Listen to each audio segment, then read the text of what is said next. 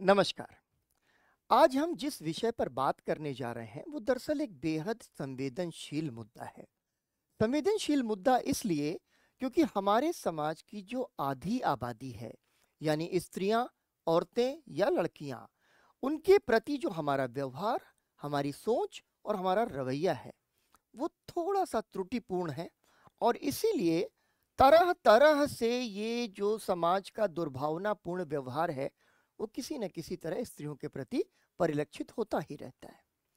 आपने इंस्टाग्राम और यूट्यूब्स के ऊपर आजकल कुछ एक रील्स, शॉर्ट्स या वीडियोस ज़रूर देखे होंगे, जिसमें पापा की परी कह कर के लड़कियों का मखौल बनाया जाता है।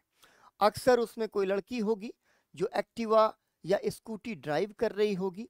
अचानक से वो अनकंट्रोल्ड हो जाती है और वो कहीं पर जाकर टक्कर मार देती है। बैकग्राउंड में एक साउंड आता है जो हंसने का, खिल्ली उड़ाने का साउंड होता है। और कई बार बोर्ड हेडिंग लेटर्स में लिख कर आ जाता है कि पापा की परी या पापा की परियां। पापा की परियां के नाम से कंपाइलेशंस भी आजकल हमारे सोशल मीडिया पर जारी हो जाते हैं।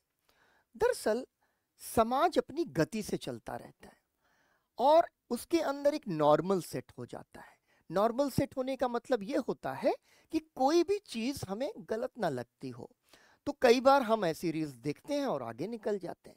लेकिन एक शिक्षक का दायित्व है कि ऐसे क्षण में आपको रोक कर कहे कि देखो भाई, पापा की परी कहकर लड़कियों की खिल्ली नहीं उड़ानी है। और अगर तुम ये खिल्ली उड़ा रहे हो तो हो सकता है कि अनजाने में उड़ा रहे हो। तो आइए आज जान लेते हैं कि आखिर ये जो पूरा का पूरा जो समाज है, वो लड़कियों के प्रति एक कमतरी की निगाह क्यों रखता है।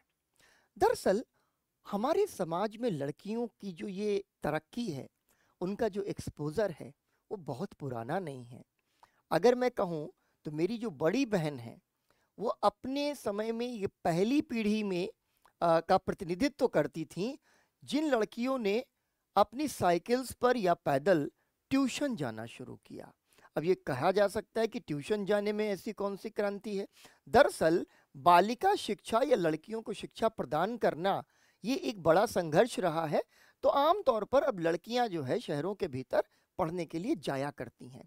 लेकिन आज से तकरीबन 30 साल पहले लड़कियां स्कूल से घर और घर से स्कूल वापस आया करती थीं। बोर्ड एग्जामिनेशंस के लिए भी लड़के पढ़ते थे, लेकिन लड़कियां ट्यूशन नहीं पढ़ती थीं। ये भी माना जाता था कि आखिरकार लड़कियों की शादी ब्याह हो जाएगी और वो किसी दूसरे के घर चली जाएंगी, उनको नौकरी पेशे से क्या मतलब। इसलिए लड़के पढ़ेंगे लेकिन लड़कियां नहीं पढ़ेंगी। इसके बाद एक जो माहौल बदला, उसमें लड़कियों के अंदर स्वावलंबन की ललक आई। उनके अंदर भी ये आकांक्षा जगी कि वो पढ़ लिख कर कुछ बने। और इसलिए वो सीरियस होकर अपनी पढ़ाई को और आगे ले जाने के लिए कई बार प्राइवेट ट्यूशंस भी जाने लगी। अब मेरी बहन साइकिल से चलती थी और काफ़ी तेज रफ्तार साइकिल से चलती थी। और कई बार ये पता चलता था कि बहन आज यहाँ गिर गई या बहन कल वहाँ गिर गई। ऐसी खबरें जब आती थीं तो उस समय में भी हम लोग इस बात को समझ नहीं पाते थे कि वो इतनी तेज रफ्तार साइकिल क्यों चलाती थीं। बाद में जब मैं थोड़ा सोचने विचारने वाले हुआ तो मुझे लगा कि जिस तरह पिंजड़े में कैद चिड़िया को जब आप खोलते हैं तो वो पूरी ताकत लगाकर उड़ती है, ठीक उसी तरह से मेरी बहन को जब साइकिल मिली तो वो उस पूरी पीढ़ी का प्रतिनिधित्व करती थी जो पहली बार ट्यूशन पढ़ने अपने घर से निकल रही थी। इसलिए वो हाई स्पीड में गाड़ियां चला रही थी या साइकिल चला रही थी। ये तो एक बात रही। इसके पहले की लड़ाई क्या है कि लड़कियों को घरों से बाहर ही नहीं निकलने दिया जाता था। उनको घर की चार दीवारी के अंदर कैद कर दिया गया था। बालिका शिक्षा के लिए बहुत संघर्ष लड़े गए हैं, बहुत आंदोलन हुए हैं। और धीरे धीरे पिछले तकरीबन 150 पौने 200 सालों में समाज में ये चेतना व्याप्त हो गई कि नहीं, लड़कियों को भी पढ़ने का उतना ही हक है जितना लड़कों को है। यानी लड़कियों के बारे में अगर हम बात करें तो समाज के साथ उनका जो एक्सपोजर है वो बहुत रिसेंट है। उसके पहले उन्हें कहा गया कि बेटा तुम तो पैदा ही हुई हो किसी न किसी के अधीन रहने के लिए।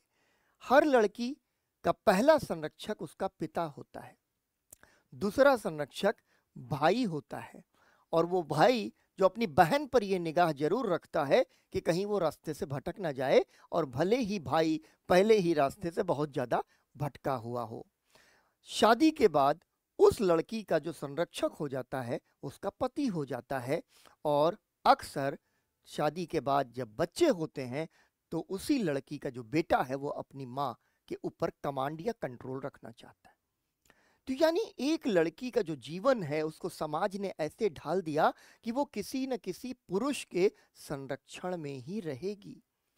तो जब ऐसी लड़कियां समाज के अलग अलग क्षेत्रों में पहली बार एक्सपोजर के पाकर बाहर निकल रही हैं, तो उनका हमें मखौल नहीं बनाना, उनकी खिल्ली नहीं उड़ानी है, बल्कि उनके लिए सिंपैथेटिकली देखना है। अगर आपकी स्वतंत्रता के प्रति संवेदनशीलता ही नहीं है तो कोई बात नहीं, लेकिन मैं ये मानता हूं कि आजकल के जो लड़के हैं वो पिछली पीढ़ियों की तुलना में लड़कियों के प्रति अधिक संवेदनशील हुए हैं। दरअसल पहले को एजुकेशन सिस्टम नहीं था, इसलिए लड़कों के स्कूल अलग और तमाम बार लड़कियों के स्कूल्स अलग होते थे, या क्लास 8th तक तो लड़के और लड़कियां साथ पढ़ते थे और फिर उनकी जो है कॉलेज स्ट्रीम्स अलग अलग हो जाते थे। इसलिए लड़कों को लड़कियों के बारे में और लड़कियों को कई दफा लड़कों के बारे में कुछ पता ही नहीं होता था। यानी उनका कोई म्यूचुअल कनेक्शन इस तरह से एस्टैब्लिश ही नहीं हो पाता था कि लड़के लड़कियों के समाज के प्रति संवेदनशील हो सके। लेकिन पिछले कुछ समय में ऐसा हुआ है, और मुझे बड़ी खुशी होती है कि नई पीढ़ी के लड़के उनकी पिछली की जो पीढ़ियां थीं उनकी तुलना में लड़कियों के प्रति अधिक संवेदनशील भी हैं और प्रगतिशील भी हैं। उससे भी थोड़ा पीछे चलें। मैंने कहा कि आज से करीब 150 साल पहले नारी स्वतंत्रता की लड़ाई छोटे स्तर पर ही सही लेकिन शुरू हुई। वो लड़ाई क्या थी? पहली लड़ाई तो यही थी कि बच्ची जो है जैसे ही 8 से 12 साल की हुई उसके बीच में उसकी शादी कर दी जाती थी। अब लड़कियां शादी के लिए इस उम्र में तैयार नहीं होती थी। कई बार उनसे बहुत ज़्यादा उम्र के लोगों से शादियां हो जाती थीं। जैसे कूच विहार के एक राजा के साथ उनकी उम्र 73 साल होती थी और 12 साल की लड़की की शादी कर दी गई। और ये भी किसकी बेटी थी? एक बहुत ही प्रसिद्ध समाज सुधारक की बेटी थी। इस विवाह के बाद उस समाज सुधारक का नाम बहुत खराब हो गया कि एक तरफ आप सिद्धांत के तौर पर बालिका विवाह का विरोध करो और दूसरी तरफ राजा के साथ अपनी लड़की को ब्याहना था, तो आप ये भी नहीं देखते कि 73 साल के राजा के साथ 12 साल की लड़की ब्याह दी। अब जो बहुत ज्यादा उम्र के लोग होते थे वो स्वाभाविक तौर पर जल्दी दिवंगत हो जाते थे। कई बार अन्य कारणों से भी लड़कियां विधवा हो जाती थी।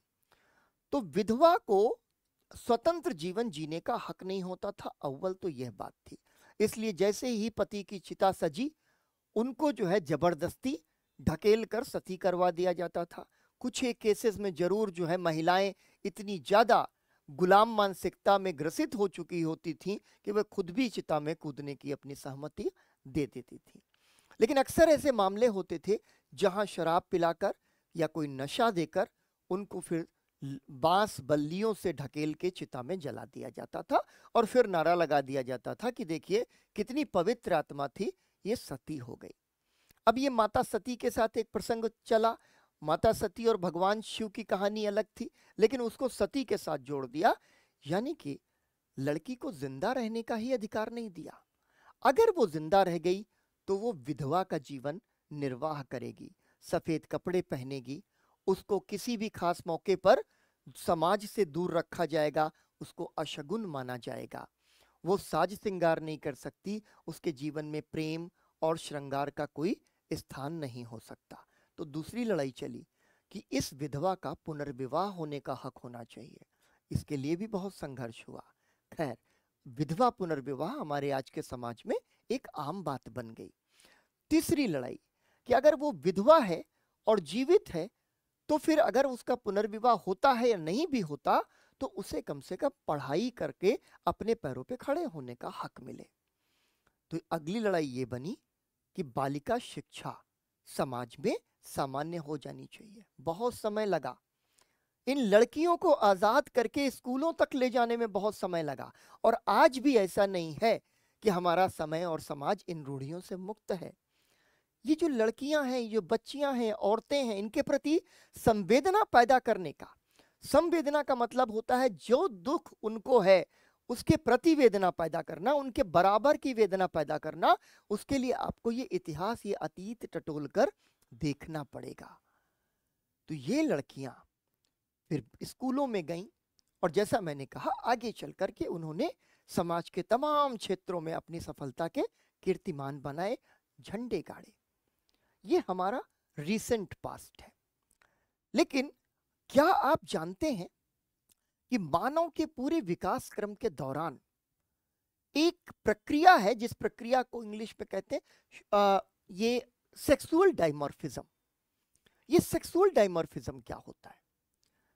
सेक्सुअल डाइमॉर्फिज्म का अर्थ है कि किसी खास जो है प्रजाति के पशु में, हम भी पशु हैं, जानवर हैं, लिंग भेद का बढ़ते चले जाना। जानवरों में ये लिंग भेद बहुत ज्यादा होता है। जैसे जो शेर है, शेर के चारों तरफ बड़े खूबसूरत अयाल होते हैं, लेकिन शेरनी के मुंह के चारों तरफ अयाल नहीं होता। या ओरांग उटांग, ओरांग उटांग जो है अपनी मादा की तुलना में 2/3 बड़ा होता है और उसके चारों तरफ एक बड़ी खाल लटकती रहती है, जो ओरांग उटांग यानी उन बंदरों के समुदाय में सुंदरता की निशानी मानी जाती है। और चूंकि जो नर ओरांग उटांग है वो मादा ओरांग उटांग की तुलना में अधिक शक्तिशाली होता है, इसलिए माना जाता है कि यह पौरुष का प्रतीक है। तीसरा उदाहरण मोर का है। मोर और मोरनी के बीच में पंख सिर्फ मोर के होते हैं। तो ये सेक्सुअल डाइमॉर्फिज्म नहीं है, ये दो डिफरेंट लिंग हैं, डिफरेंट सेक्स हैं, बायोलॉजिकल सेक्स है जिनका ये भेद है। लेकिन मनुष्य के भीतर इस तरीके का सेक्सुअल डाइमॉर्फिज्म जो है वो 2 तरीकों से आया। मनुष्य कभी आर्बोरियल लाइफ में जीता था, पेड़ों पर रहता था, छोटे छोटे जो है समुदाय हुआ करते थे। लेकिन धीरे धीरे उनकी आबादी बढ़ी और आबादी बढ़ने की सबसे बड़ी वजह रिप्रोडक्शन थी। रिप्रोडक्शन का सीधा सा मतलब है कि एक महिला अपने पेट में 9 महीना एक बच्चे को पालेगी। 9 महीना बच्चे को पालना और उसके बाद, उसके जन्म के बाद जो जिम्मेदारी है वो भी माँ के कंधों पर आ जाती है, क्योंकि उसे ब्रेस्ट फीडिंग भी करानी है और उसके प्रोटेक्शन की जिम्मेदारी भी जो है वो महिलाओं के ऊपर रही। ये उस जमाने की बात है जब आज की तरह शहर नहीं है, समाज नहीं है, अस्पताल नहीं है, सुविधाएं नहीं है, जंगली जीवन है। तो जाहिर सी बात है कि एक स्थान पर रहकर के रिप्रोडक्शन करना आसान हुआ करता था।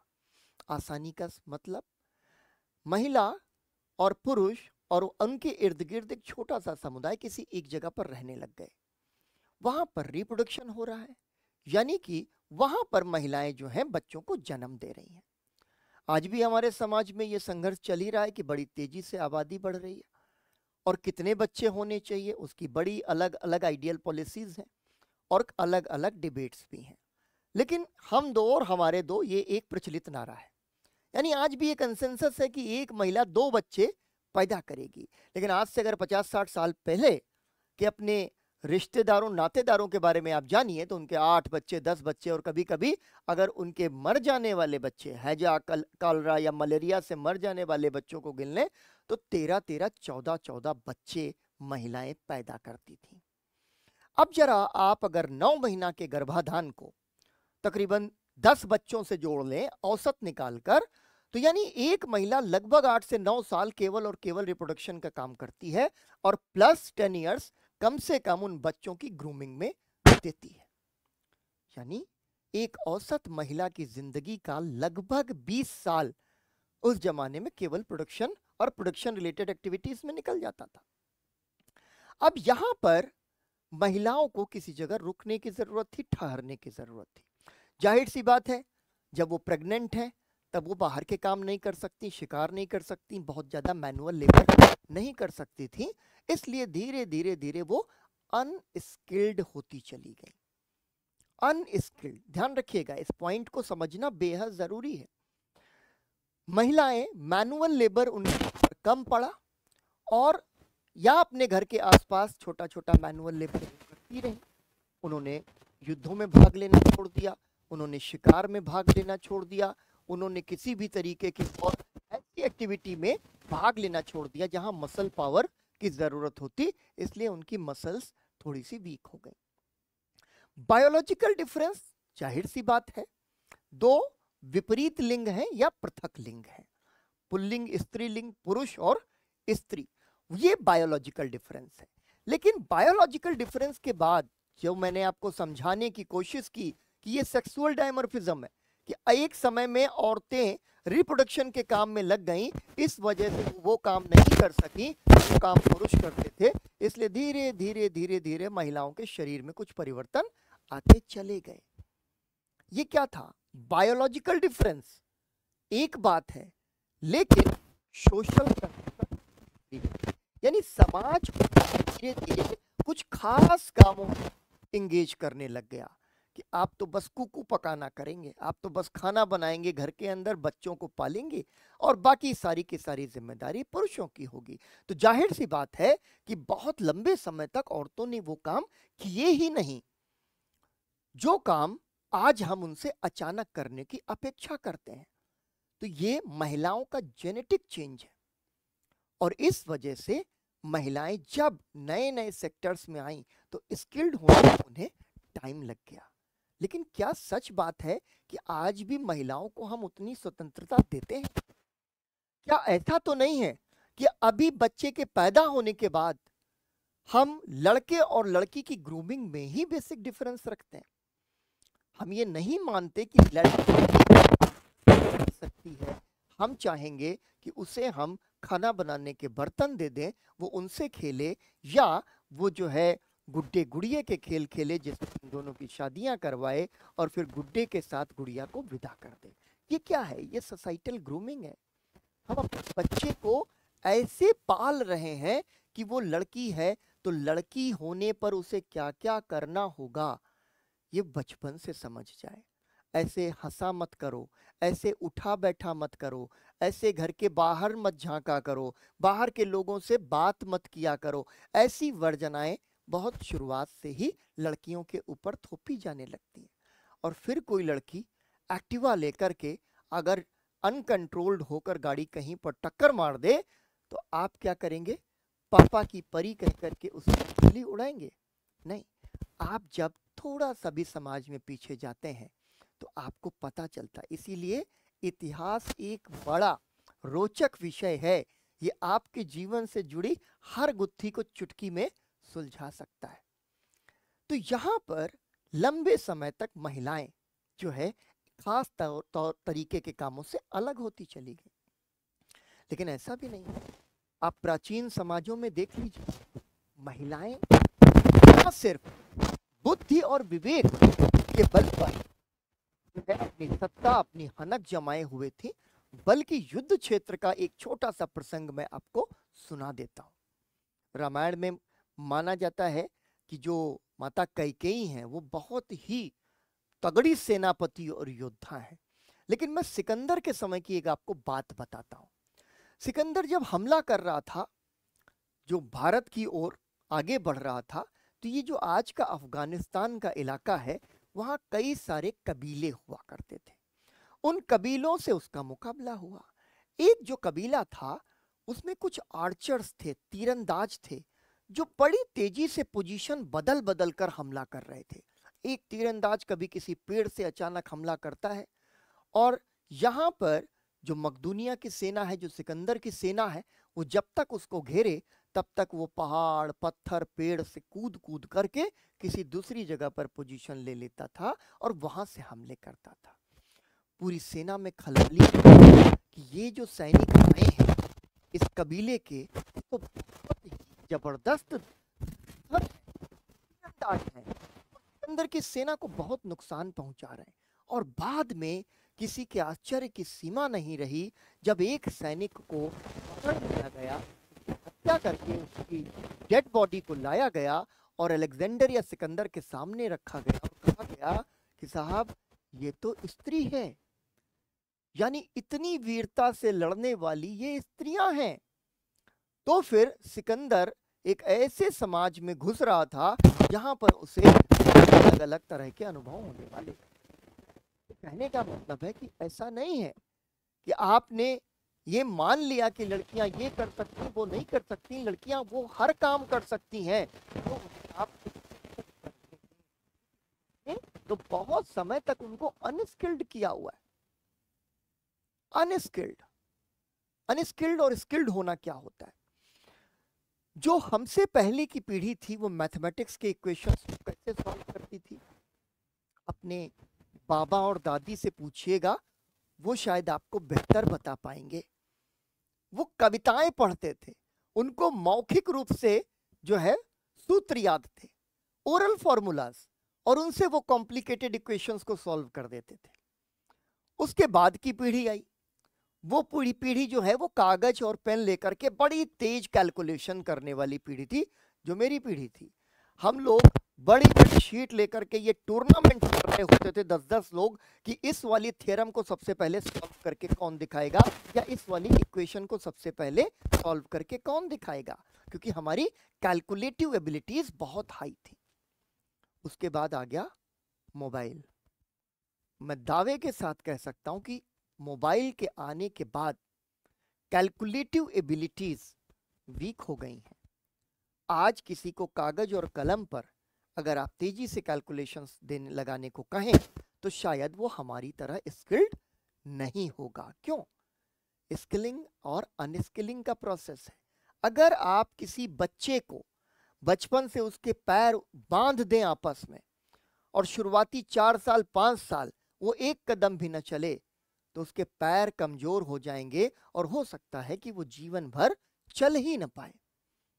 ये कहते हैं उसको अनस्किल्ड करना।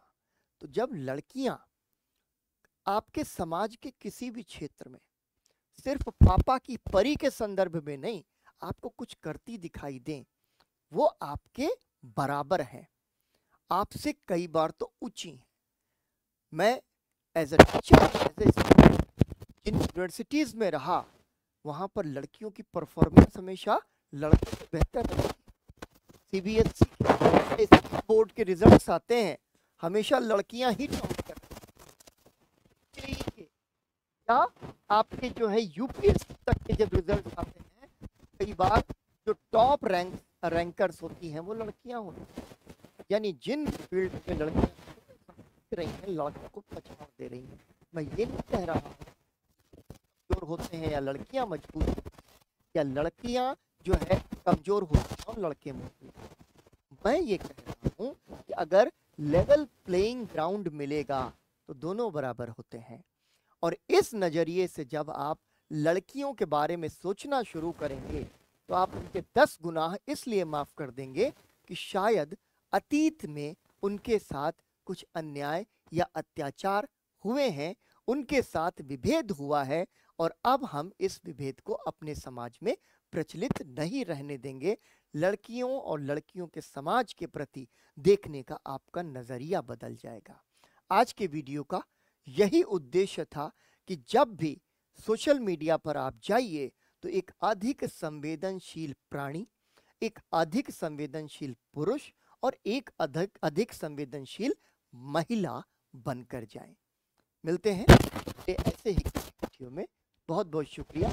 अगर अभी तक आपने मेरा चैनल सब्सक्राइब नहीं किया है, इसको जरूर सब्सक्राइब कर लें, और ऐसे ही तमाम वीडियोस के साथ हम मिलते रहेंगे।